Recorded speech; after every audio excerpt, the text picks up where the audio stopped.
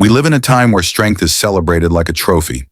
Everywhere we look, society tells us to be tough, resilient, unshakable. From childhood, we're told, stop crying, get up, don't be weak. Slowly, this lesson hardens into a belief that showing vulnerability is dangerous, even shameful. The result? Generations of people who wear invisible armor every single day. Men and women who appear calm, competent, in control of their careers, families, and lives, while secretly carrying an unbearable weight in silence. Because to admit, I'm not okay, feels like failure. But here's the uncomfortable truth. What if this demand for constant strength isn't protecting us, but quietly destroying us? Authors and psychologists, such as Gabor Maté and Erich Fromm, argue that the mask of invulnerability comes at a heavy cost. When we repress sadness, anger, or fear, those emotions don't disappear. They burrow inside us, creating chronic tension and eroding our health. Anxiety, depression, burnout, even autoimmune conditions are often the silent side effects of a culture that glorifies performance over authenticity. We're taught to treat pain as weakness, to transform every difficulty into a story of resilience for social media.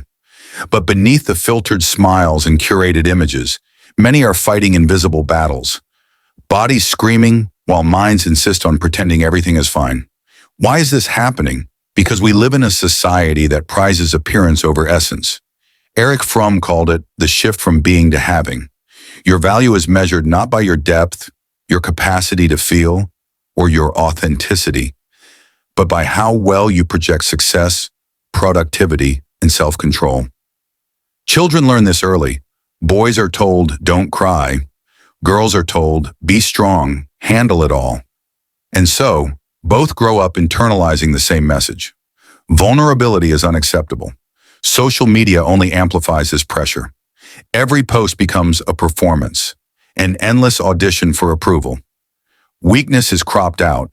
Resilience is spotlighted. Over time, we stop knowing who we really are. The person we present to the world, what Carl Jung called the persona, replaces our true self. And everything that doesn't fit the mask, fear, doubt, insecurity, is pushed into the shadow. But the shadow doesn't vanish. It lingers, fueling anxiety, depression, and psychosomatic illness. This cycle is vicious.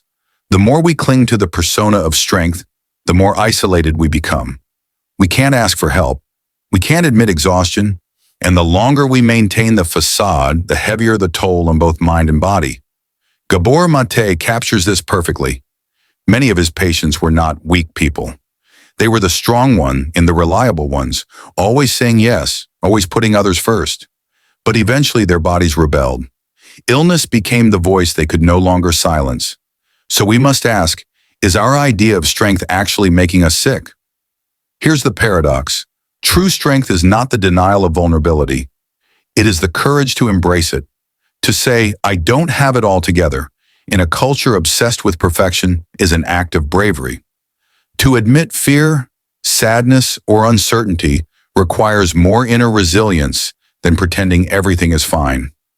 Vulnerability is not weakness. It is the gateway to healing, connection, and authenticity. Because healing doesn't happen behind armor. It begins the moment we stop running from our emotions and allow ourselves to feel. What is repressed festers. What is accepted transforms. Of course, breaking free from the mask isn't easy.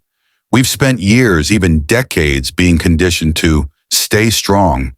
But liberation begins with small steps. Allowing yourself to say, I'm not okay right now.